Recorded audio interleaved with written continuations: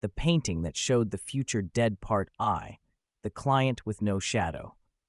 Chapter 1. The Commission. The night smelled like wet stone and turpentine.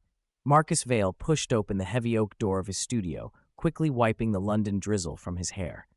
The lamps inside flickered on with a mechanical hum, revealing a world of half-finished portraits, scattered brushes, and canvases stacked like gravestones against the walls. He set down the linen bag containing fresh pigments and stretched his aching shoulders. Another long night, another portrait to complete, another client with expectations and money. But tonight felt different. Tonight, the silence had a weight. A strange heaviness pressed on the room, as if someone stood just behind him whispering secrets he could not hear. Marcus shook it off. "You're tired," he muttered to himself. "Too many late nights." He crossed to the easel where his newest commission stood under a white cloth. The client had arrived earlier that morning, an old man with pale eyes and a voice as thin as cigarette smoke. He hadn't given his name. "I wish to see myself," the man had said, turning slowly as the morning sun barely touched his skin. "But not as I am, as I will be." It was an odd request, but odd made money. And Marcus needed money more than sleep. He lifted the cloth. The initial sketch stared back at him. A stern man, age 60, razor-sharp cheekbones, deep-set eyes like pits carved into stone. Marcus knew how to capture the truth of a person. That was his curse. People said his portraits were too real. Some said alive. Once, someone called them wrong, but he kept painting.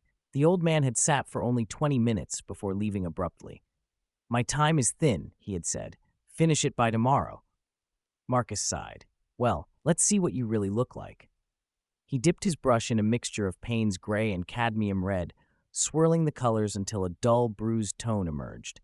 His hand moved almost on instinct, painting shadows under the man's eyes, tracing the lines of fatigue around the mouth. But then, something strange happened. His brush slipped, not randomly, deliberately, as if someone had guided his wrist.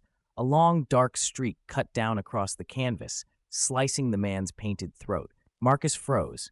What the hell? He hadn't intended that. He touched the canvas. The paint was freezing cold. A whisper curled behind his ear. No breath. Just pressure. Good. Marcus spun around. No one. The studio was empty, silent, except for the distant echo of rain and the low hum of the street lamps outside. His pulse hammered. He turned back to the canvas. Something about the portrait was wrong. Terribly wrong. The old man's painted face looked paler, almost drained of color. His lips were faintly parted, as if gasping for air, and blood, dark, wet-looking streaks, seemed to seep from the painted cut Marcus hadn't meant to make. "No," Marcus murmured. "It's just the shadows. You're tired. That's all." He wiped the sweat from his forehead, but then the lamp above him flickered violently, buzzing angrily. Marcus stepped back. A sound came from the canvas. A faint, wet choking. He froze in place. No, this wasn't happening. He leaned forward slowly, breath trembling. The sound came again, a rasping inhale, like someone drowning on dry land. "Hello?" Marcus whispered, because fear makes fools of everyone. The painted old man's eyes were half closed, but now they twitched. Marcus stumbled backward, knocking over a jar of brushes that clattered across the floor. No. He blinked rapidly. For a moment, just a moment, the painting looked normal again. The eyes closed, the brushstroke slash across the throat merely a mistake. He ran a shaky hand through his hair. "You need sleep," he breathed. "You're hallucinating." He turned away, pacing across the studio. He reached for his tea mug, cold. He tossed it aside. He needed fresh air, a cigarette, something. But then a heavy thud echoed behind him, like a body hitting the floor. Except he was alone. Slowly, painfully, Marcus turned. The canvas leaned against the wall. It was no longer on the easel. Chapter 2. The First Death. "No," Marcus whispered. His throat tightened with a panic he hadn't felt since childhood. He approached the fallen canvas carefully, each step loud on the studio floor. He bent down and lifted it. The portrait was completely changed. The old man was dead, painted dead.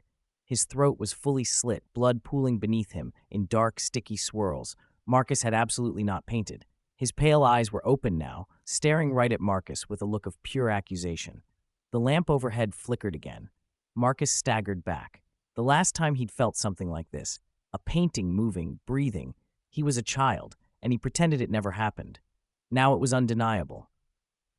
I didn't paint this, he whispered, but the painting didn't care. A subtle vibration came through the frame, like a heartbeat. Thump, Marcus nearly dropped it. Then, his phone buzzed violently on the table. He jumped and snatched it up. Unknown number. He answered. A ragged voice whispered, "Is it finished?" Marcus froze. "Who is this?"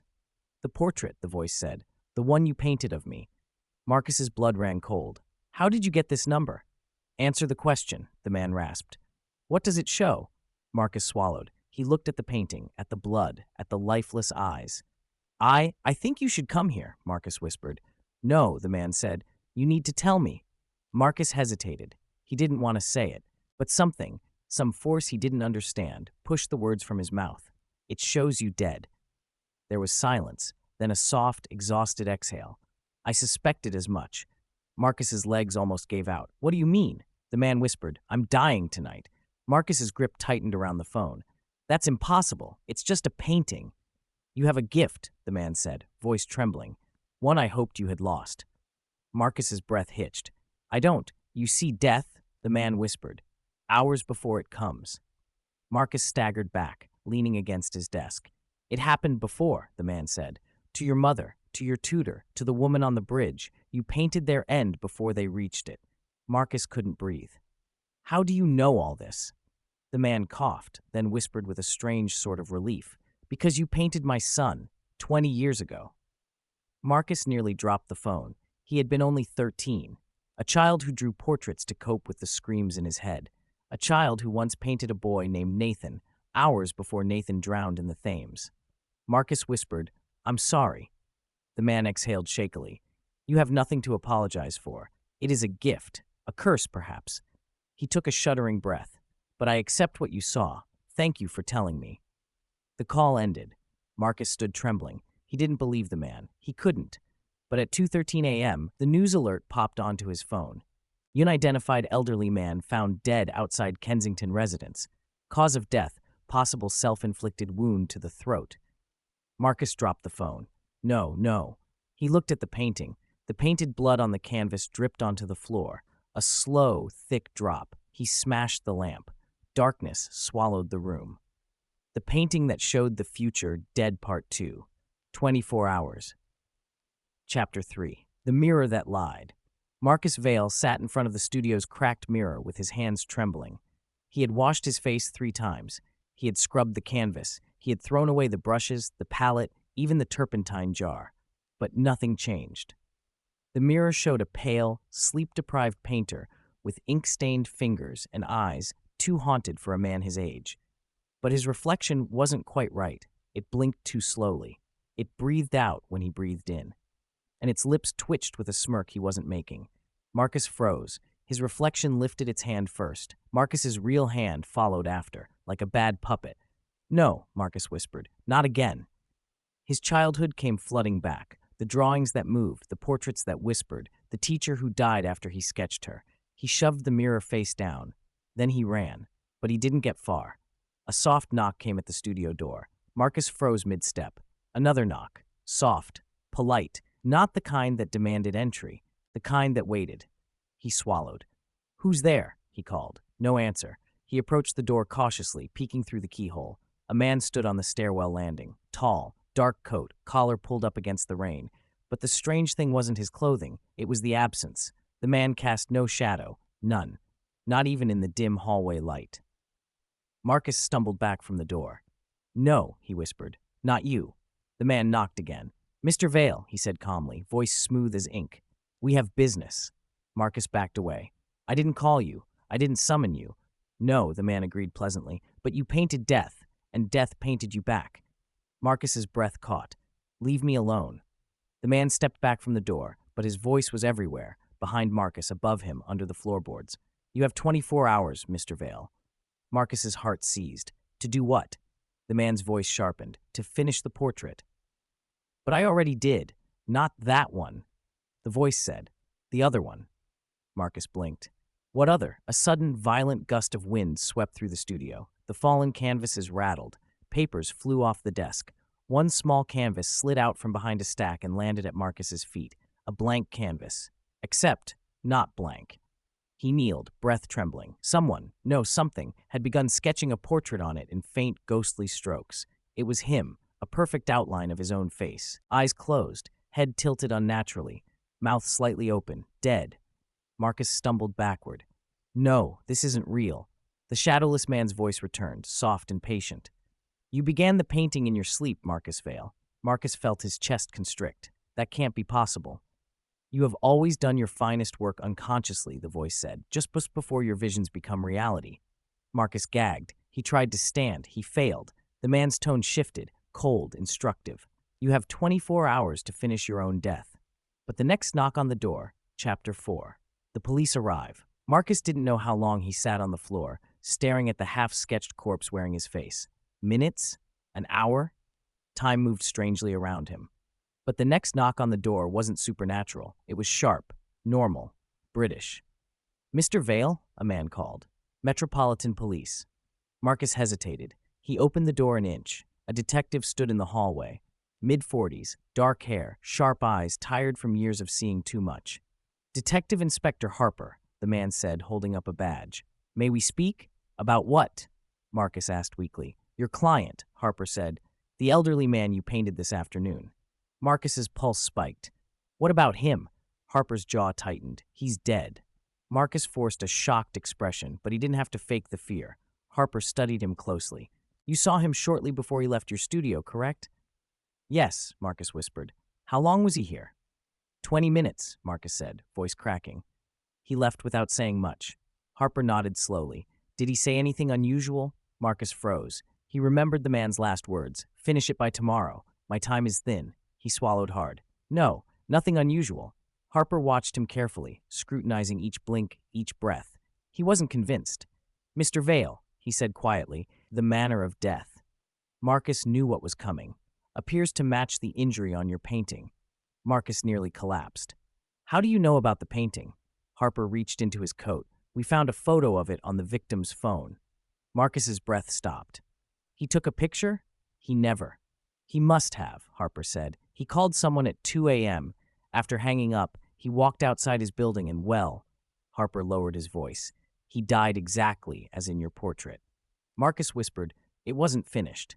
Finish it or not, Harper said. It matched him perfectly. Marcus backed up. Harper stepped closer. Mr. Vale, his voice firmed, is there something you need to tell me?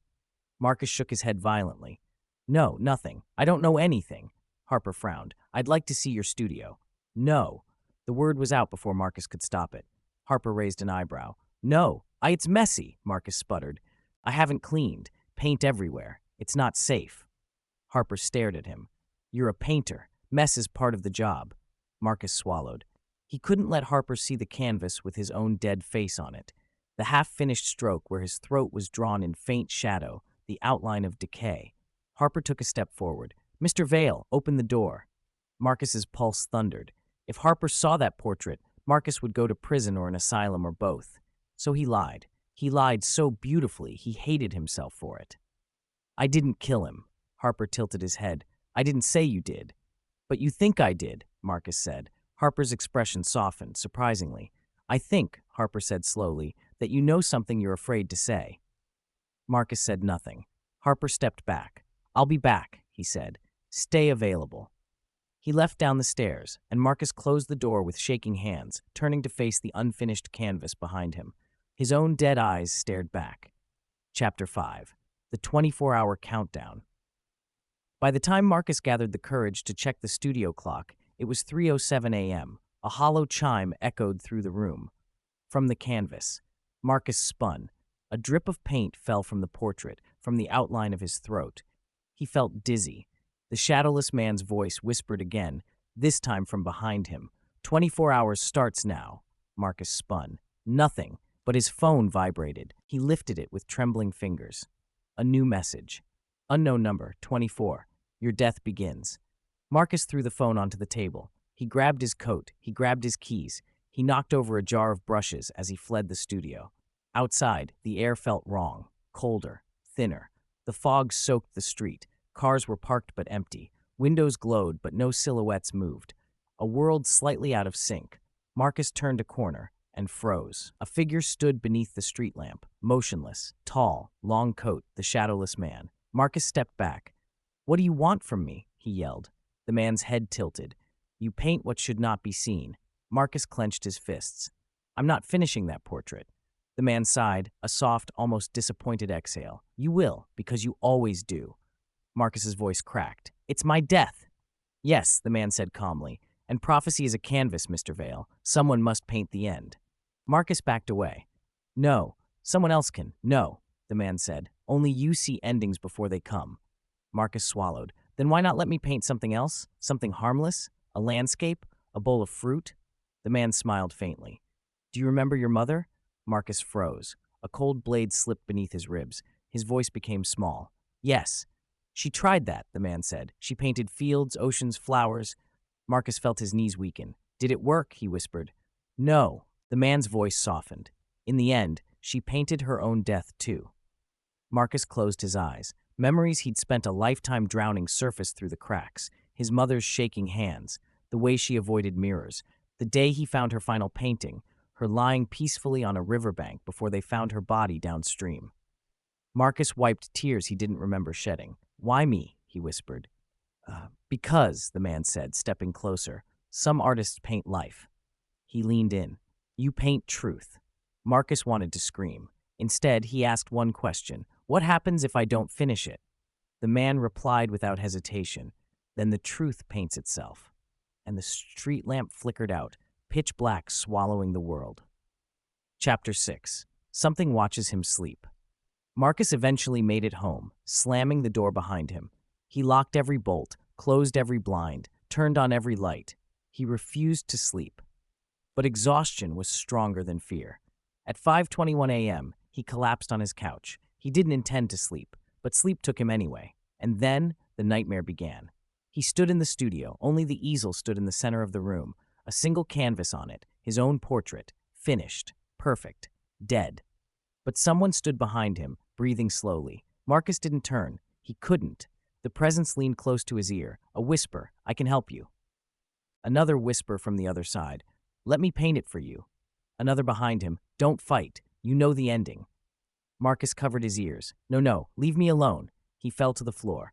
Hands touched his shoulders, too many hands, cold fingers, ink-stained. The voices grew sharper. "Let me borrow your eyes. Your hands. Your last breath." Marcus screamed. The studio went dark. When he opened his eyes, he was home again. On the couch, morning light seeped through the blinds. He sat up, drenched in sweat. He checked his hands. His fingers were covered in charcoal dust. He hadn't touched charcoal in days. His heart sank. He ran to the kitchen table.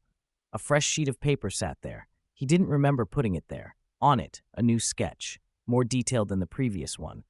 His eyes half open, his body slumped, his throat marked with a faint ghostly line, and in the corner, a timestamp, 1842, his death time. The countdown was real. The painting that showed the future dead part 3, the hour written in charcoal. Chapter 7.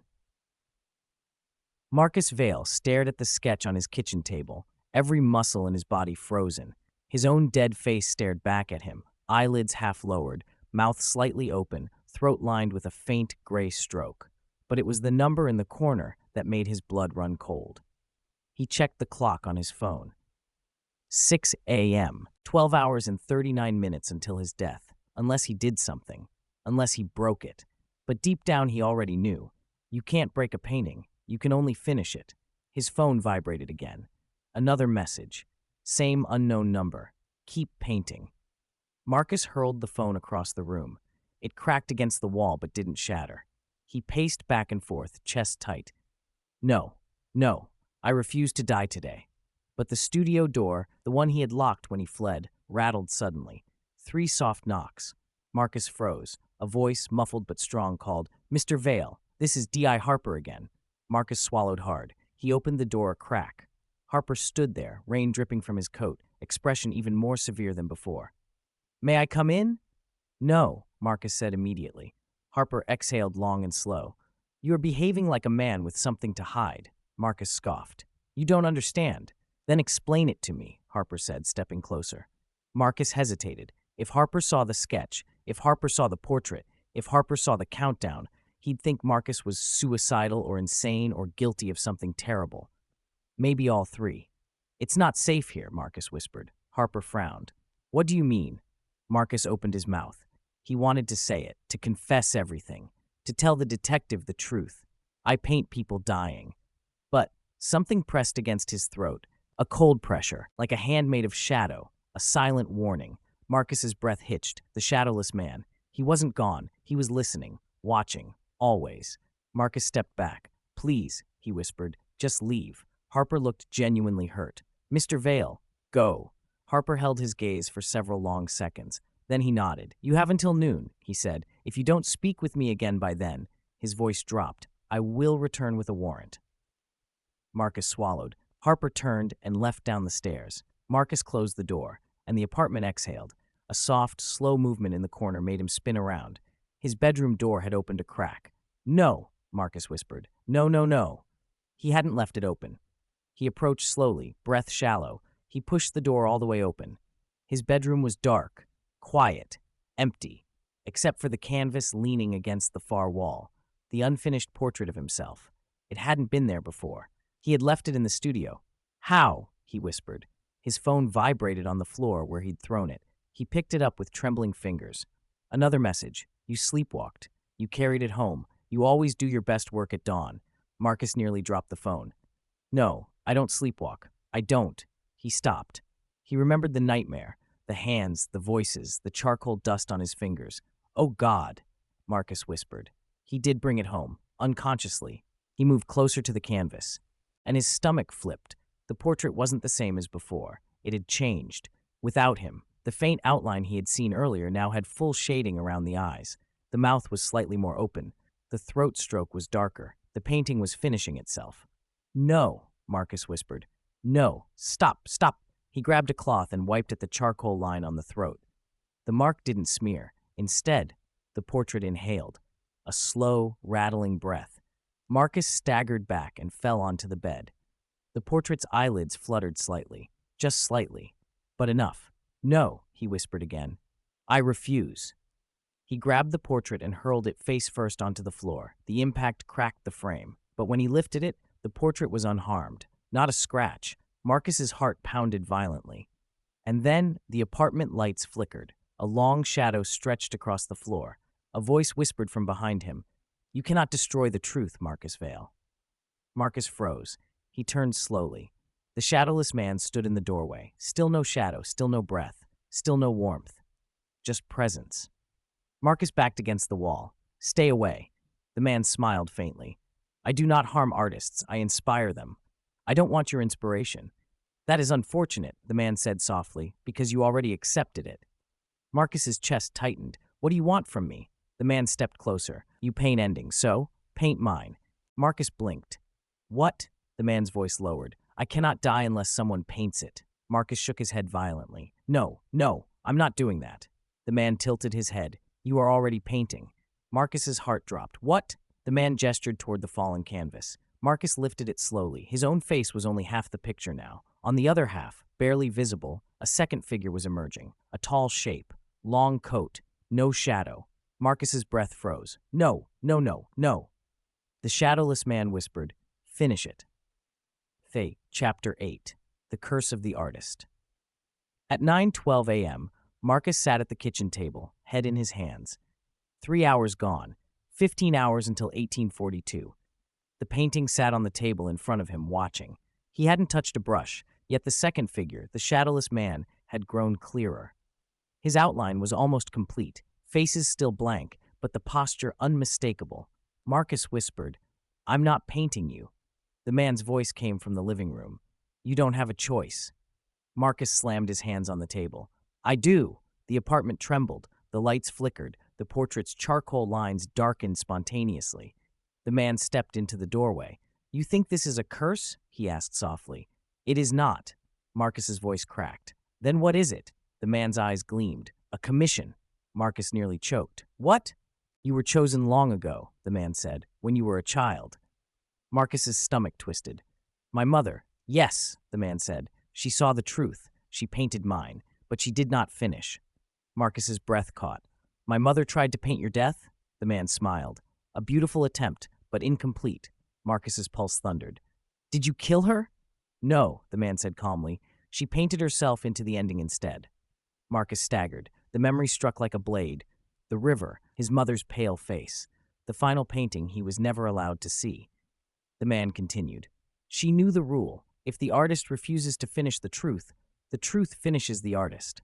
Marcus felt bile rise in his throat. You're saying she died because she didn't paint you? She died because she tried to avoid her own ending, the man corrected. Marcus stumbled backward. I won't paint you. The man stepped forward. You already are. He pointed to the portrait. Marcus looked. His own dead face now had a background, the faint suggestion of a room, his studio, his easel, his brushes fallen on the floor. He whispered, That's where I die. The man nodded. At 1842. Marcus's breath shook violently. Why me? Why my family? Why this curse? Finally, the man offered something he had never offered before. Because your bloodline sees what the world refuses to see.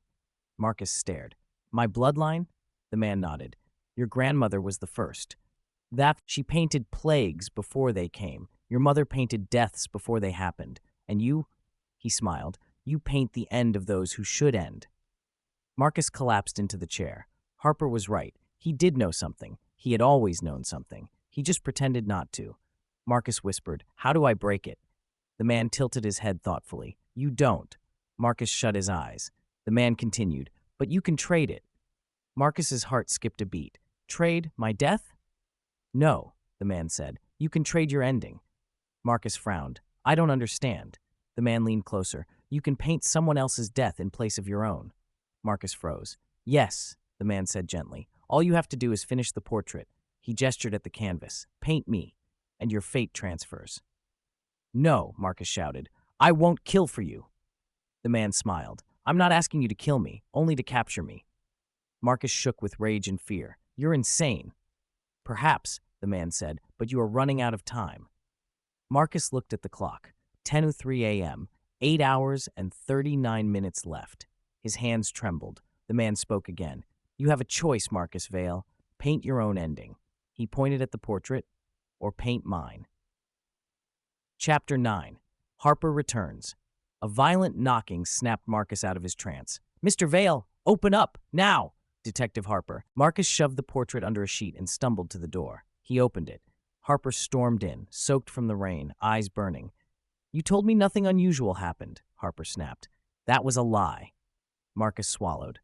Harper slammed a photograph on the table. It showed Marcus's building at dawn, the window of his apartment, and inside, Marcus. Carrying the portrait, eyes closed, sleepwalking. Harper whispered, You left the building at 4 a.m. You left the studio. You carried a canvas home. Explain that. Marcus felt the room spin. I don't remember, he whispered. That's not good enough, Harper snapped. Marcus backed away. I'm not a murderer. Harper's voice softened. I didn't say you were, but something is happening, and you need to tell me the truth. Marcus hesitated. Something inside him broke. He whispered, I think I paint things before they happen. Harper stared. Marcus, I think my paintings kill people. Harper's jaw tightened. That's impossible. Marcus slowly removed the sheet from the canvas.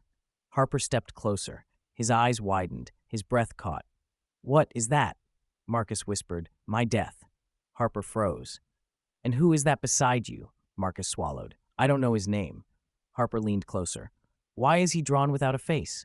The shadowless man's voice drifted through the room. Because no one dares to imagine my face. Harper spun around. Who said that? Marcus whispered. He's here. Harper drew his gun. Show yourself. Silence. Then, the apartment lights flickered violently. Harper pointed the gun at the shadows. Marcus whispered, He doesn't cast a shadow. The detective's eyes widened. He stepped back. Then something cold brushed Marcus's ear. The shadowless man whispered, 7 hours remain. Harper spun and fired his gun into the dark hallway. The bullet hit nothing. Harper stared at Marcus, trembling. What the hell was that?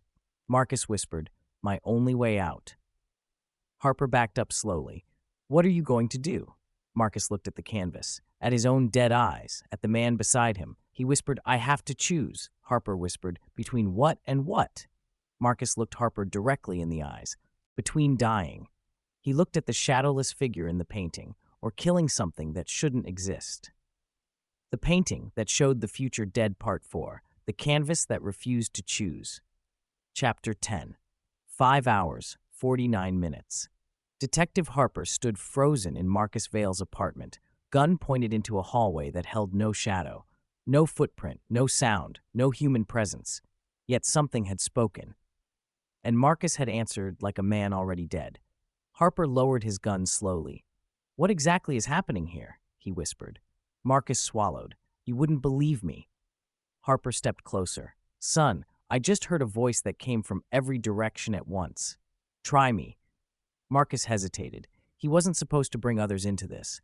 The shadowless man had warned him, pain spreads through witnesses. But Harper was already in danger just by standing here. Marcus inhaled shakily. "I paint deaths before they happen." Harper frowned. "You have visions?" "No, I don't see the future." Marcus looked at the canvas. "I paint it." Harper blinked. "That isn't—" Then he saw it again, the painting. Marcus's dead face, the faint outline of the shadowless man beside him, the timestamp. Harper's voice cracked. "That's you," Marcus nodded. "And that's him." Harper squinted. "I don't recognize this man. No face, no eyes." "No, that's the point," Marcus said. "He doesn't have a face." Harper stepped back. "You can't expect me to believe. He has no shadow." Harper froze. Suddenly, every instinct in his body screamed. "Marcus, are you saying this thing, whatever it is, killed your client?" "No," Marcus whispered. "Not exactly." "Then what?" Marcus looked Harper directly in the eyes. "He convinced my client to die, just like he's trying to convince me." Something flickered in Harper's expression, fear mixed with anger. "Marcus, look at me." His voice softened. "We stop this. Together." Marcus shook his head. "You don't understand." "Then explain it." "Harper," Marcus swallowed hard. "He told me I can trade my ending." Harper narrowed his eyes. "What does that even mean?" Marcus's voice trembled. "It means if I finish the portrait, if I paint his death instead of mine, the curse transfers." Harper whispered, "To who?" Marcus looked at the painting, at the empty space where the shadowless man's face should be, then back at Harper. "To the one painted beside me." Harper's face tightened. "You mean me?" Marcus shook his head violently. No, I wouldn't do that to you." Harper stepped closer. "Marcus, listen to me. This is delusion, a hallucination, grief, sleep deprivation." Before he could finish, the lights flickered wildly. The entire apartment hummed like an electrical storm. Marcus grabbed the table to keep his balance. Harper pointed his gun toward the hallway. "Show yourself!" A long, slow creaking sound drifted from the shadows. Then, a whisper. "The detective understands nothing." Harper jerked the gun forward. "Where are you?" The shadowless man's voice came from behind him. "But he will." Harper spun around. "Nothing." Marcus whispered. "He's everywhere, shadows aren't." Harper swallowed. "What does that even mean?" Marcus pointed. The lamp above them flickered again. The shadows of the table, the sofa, the furniture, every single shadow in the room, twisted slightly away from the hallway, as if afraid. Harper stared. Shadows moving on their own. "No," he whispered. "This isn't real. Shadows don't behave like this." Then, a new line appeared on the portrait. Marcus lunged toward the canvas. "No, don't touch it." Harper followed. The charcoal had darkened around Marcus's throat. Thicker, deeper. A second stroke cut downward. Harper whispered, "Marcus, this is a murder scene waiting to happen." Marcus shook uncontrollably. "I told you, it's painting itself." Harper grabbed his shoulder. "Then we destroy it." Marcus's voice cracked. "We can't." "Why?" Harper demanded. Marcus stared into the painting. "Because the last time he tried..." The painting breathed. After a long silence, Marcus whispered, "It's not paint." Chapter 11. The Watcher in the White Space. Harper refused to accept this. He holstered his gun, grabbed the canvas, and marched toward the fire escape. Then he froze mid-step. Marcus didn't move. Harper didn't move. The entire apartment froze. The air turned white. Color drained away. Walls vanished. Marcus blinked. He and Harper stood in a blank world, a white void stretching in all directions. Harper spun around, trembling. What is this?" Marcus whispered. "It's where the painting comes from." A soft footstep echoed behind them. The shadowless man emerged, not from behind a corner, not from a doorway, but from nowhere. He simply appeared, as if reality bent to let him walk through. Harper aimed his gun instinctively. "Don't come any closer." But the gun barrel dissolved into dust. Harper gasped and dropped the handle, clutching his hand. "What are you?" The man stepped forward. For centuries, he said, your kind tried to understand me. He raised a hand. A phantom canvas materialized. Not drawn, not painted, formed. On it, 1,000 portraits, men, women, children. Harper's breath stopped. What is this? The man's voice carried like a sermon. The truth behind art. Marcus stared in horror. These are all your victims? Not victims, the man corrected. Subjects. Harper shouted. You killed them. No, the man said gently. I captured them. Harper stepped back. You're a monster. The man smiled faintly. I am an archivist. Marcus whispered. You said my grandmother, my mother. The man nodded. They painted death because they saw it, because I allowed them to. Harper clenched his jaw. Why them? The man turned to Marcus. Because your bloodline carries a gift. His voice deepened. A gift I needed. Harper stood between Marcus and the man. You stay the hell away from him. The man tilted his head.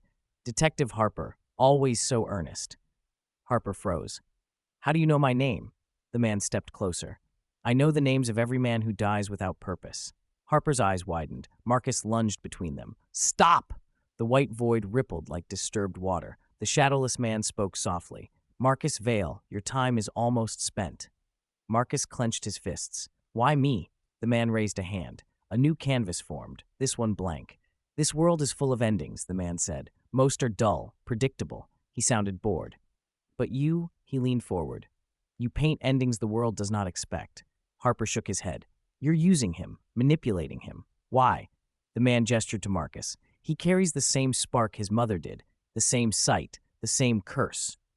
Marcus trembled. Tell me the truth, he said. Did my mother die because of you? The man paused. It was the only time he hesitated. Then, yes, Harper stepped forward. You killed her. No, the man said. She refused the painting, so the painting finished itself. Marcus covered his mouth, choking. Harper grabbed the shadowless man's coat collar. And what the hell gives you the right? He couldn't finish. He was thrown backward by an invisible force. Marcus caught him before he hit the ground. Harper gasped for air.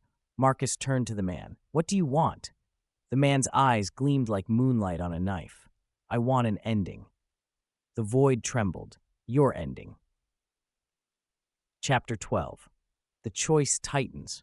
Marcus woke on the floor of his apartment. The void was gone. Harper lay beside him, gasping but alive.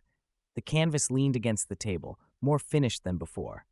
Marcus crawled to it. A new detail had formed, the shadowless man's hand resting on Marcus's shoulder. Marcus recoiled so violently he slammed into the wall. No, no, no, no, it's almost done. Harper rubbed his forehead. Tell me that didn't really happen. Marcus whispered, I think we were inside the painting. Harper stared. That's impossible. Marcus shook his head. Not impossible, just not human. Harper slowly stood. What time is it? Marcus checked. 12:09 p.m. 6 hours and 33 minutes left. Harper swore under his breath. Okay, we run. We leave the country. We get you help. Marcus shook his head. It won't matter. The painting follows me. Harper froze. What? Marcus lifted the canvas slightly. The back was blank canvas, but something was written across the wood frame. A new message. Scratched in charcoal, by a hand that wasn't Marcus's. You can run, but the truth walks faster. Harper took the canvas gently. What happens if we destroy it? Marcus looked Harper dead in the eyes. It's not the canvas that's cursed. He pointed at his own chest. It's me. Harper's jaw tightened. Then we fight it. Marcus shook his head. You can't fight something that has no face. Harper exhaled sharply. Marcus, I'm not letting you die. I'm not. So tell me, what do I do? What's the plan? Marcus looked at the painting, at the empty space where the man's face should be, at the hand on his own shoulder, and he whispered, I finish it. Harper grabbed his arm. No. Marcus whispered back. It's the only way. Why? Because, Marcus said, eyes filling with tears, if I finish the portrait, his voice cracked, it won't be me in the painting anymore. Harper didn't understand at first. Then slowly, horror dawned across his face. You're saying the curse will transfer. Marcus nodded, to whoever I paint. Harper backed away. Marcus, listen to me. You're not trading your life for someone else's. You're not. Marcus whispered. I'm not trying to live. Harper froze. What? Marcus pointed to the portrait. If I paint him, if I paint the shadowless man's death, he swallowed, the curse ends. Harper's voice was small. How? Marcus whispered. Because he's the only one whose ending is unwritten. The room trembled. The lights dimmed. The hallway filled with cold. A whisper slid under the door. 5 hours remain. Harper pulled his gun again. Marcus stood. He lifted the brush, hands trembling, heart racing. Then he set the canvas on the easel and whispered, "It's time to finish you." The painting that showed the future dead part V, the hour of the unwritten death. Chapter 13. The First Stroke. Marcus Vale stood in front of the canvas, breath shaking in his lungs. Harper stood behind him, gun drawn, not that a gun mattered anymore. The shadowless man stood somewhere inside the apartment, or behind them, or above them, or nowhere at all. He existed only where shadows didn't. The lamp flickered. Marcus placed the brush tip against the canvas. It hovered over the faint outline of the shadowless man's coat, the cursed figure whose face had never been painted, whose shadow never existed, whose death had never been written. Until now. Marcus whispered, "Let's see if you bleed." He dragged the brush downward, just one stroke. Not much, but enough. A soft sound hissed behind him, a sharp inhale, like someone stabbed in the dark. Harper spun around. "Show yourself." Nothing, but Marcus felt it. He sensed, deep, instinctively, that the brushstroke hurt something. The shadowless man spoke from behind the refrigerator. "Careful, Marcus." Marcus didn't turn. He drove the brush down harder, dragging a second line beside the first. Another sharp hiss. Then slam! The lamp above them exploded, raining glass. Harper ducked and covered Marcus with his arm. Marcus held the brush tight. He whispered, "You feel that?" The shadowless man's voice echoed around them. "You dare paint what must never end." Marcus snarled, "You're afraid." The silence that followed was heavy. Then, the shadowless man whispered, quietly, dangerously, "Finish it, and I finish you first." Chapter 14. The Rule of Two. Harper grabbed Marcus's wrist. "Are you insane? If he can be hurt, he can kill you faster." Marcus pulled free.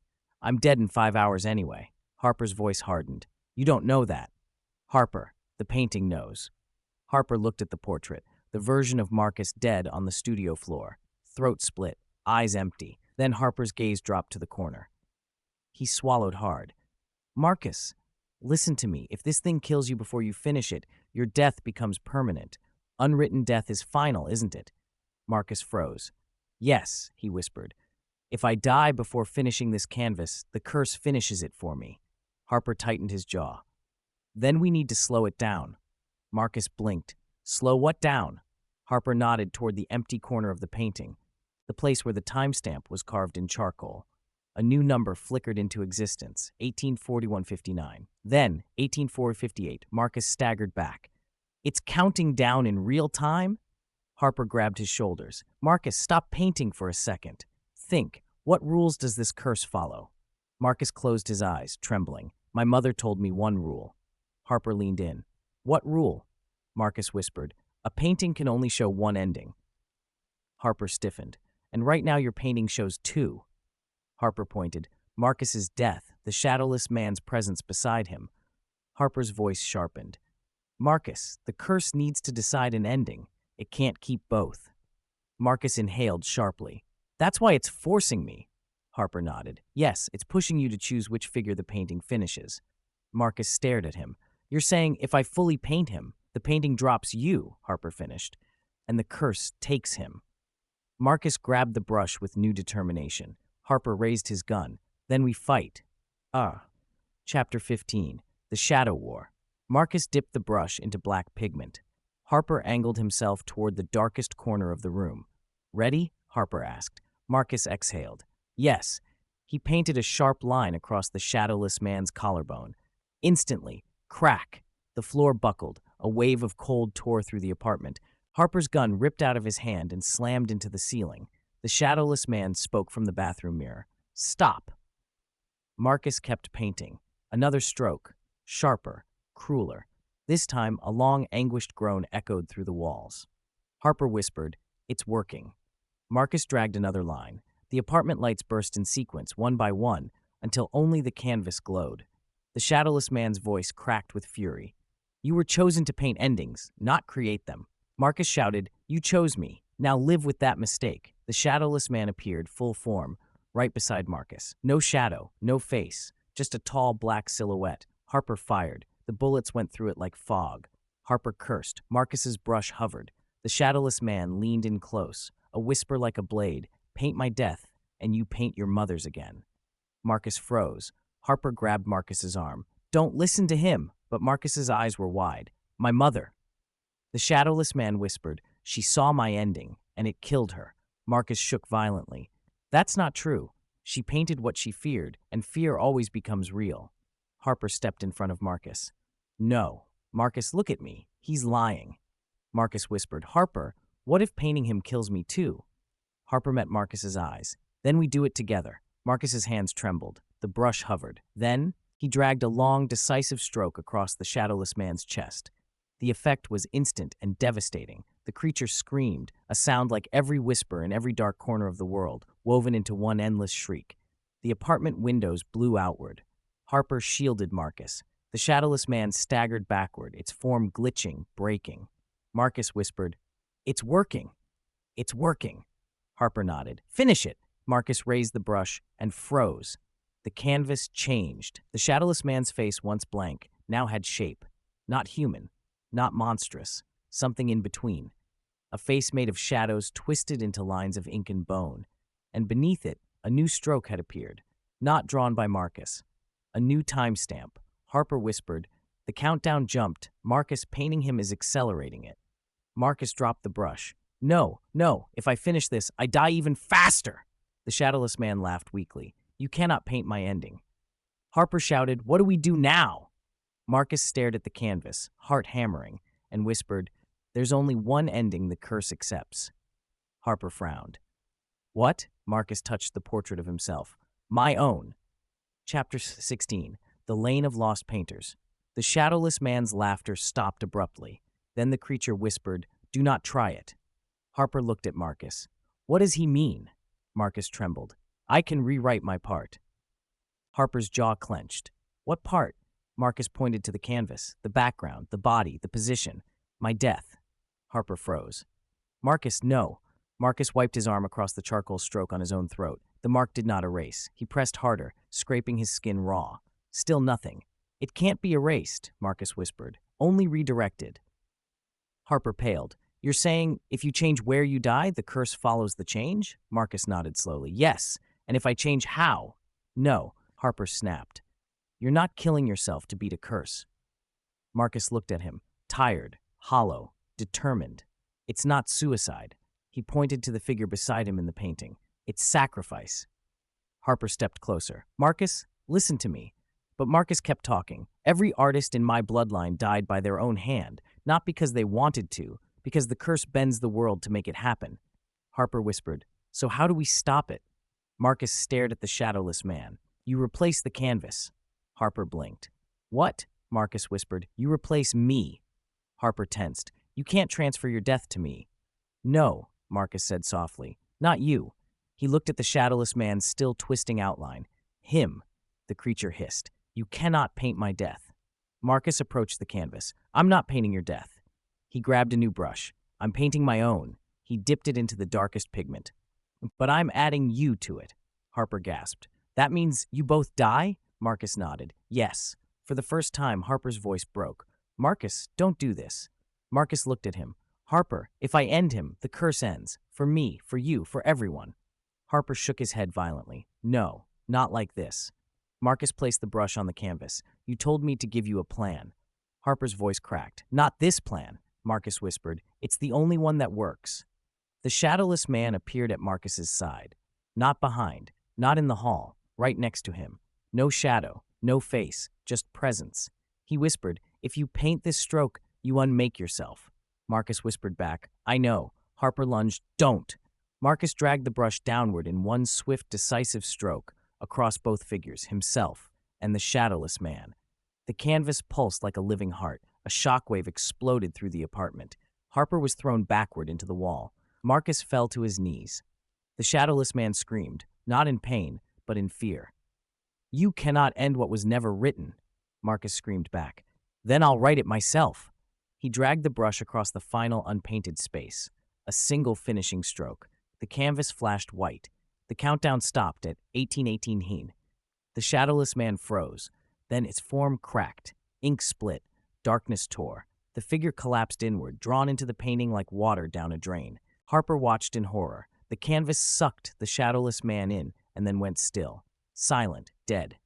Marcus's breath slowed. He whispered, "It's done." Harper crawled to him. "Marcus, Marcus, stay with me." Marcus smiled weakly. "No curse lasts forever." Harper shook him. "Marcus." Marcus's eyes flickered and closed. The painting that showed the future dead final chapter. The page that never burns. Chapter 17. When the canvas went silent. For several seconds, the apartment was completely still. Marcus lay on the floor, eyes closed, chest unmoving. The canvas leaned against the wall, its surface now clean, untouched, blank. No Marcus, no shadowless man, no timestamp, no charcoal strokes. It was as if the painting had never existed.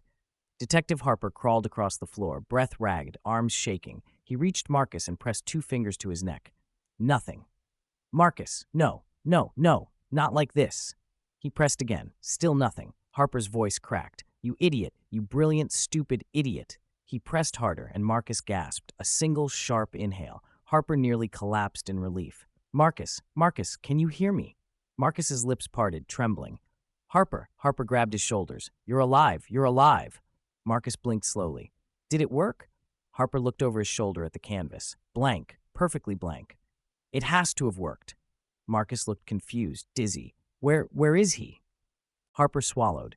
"Gone. Pulled into the painting, or destroyed. I don't know, Marcus, but he's gone." Marcus exhaled a trembling, disbelieving laugh. "For the first time in my life, there's nothing whispering in the dark." Harper helped him sit up. Marcus looked at his hands. "They're not shaking." He exhaled again. "They're not shaking." Harper smiled, really smiled, for the first time that day. "It's over." But then, a soft sound drifted through the apartment. Scratch. Like charcoal on canvas. Harper spun around. Marcus froze. "No." Harper approached the blank canvas. The surface rippled, once, twice. Then a single line appeared. A vertical stroke of charcoal. Harper whispered, "Marcus, something's happening." Marcus stumbled to his feet. No, that's impossible. It's blank, it's blank." The charcoal line extended downward on its own. A second line formed. Harper's voice rose. "Marcus, what is it?" Marcus stared in horror. His voice cracked. "It's writing something." The lines bent, curved, crossed, forming letters. Harper read aloud, "Not done." Marcus staggered back, breath shaking. No, he's gone." The canvas trembled. More charcoal scratched furiously across the surface, forming 2 more words. "Not finished." Harper backed away, gun raised. "Marcus, talk to me. What does that mean?" Marcus whispered, "The curse. It didn't end." Harper swallowed. "Then what did you do?"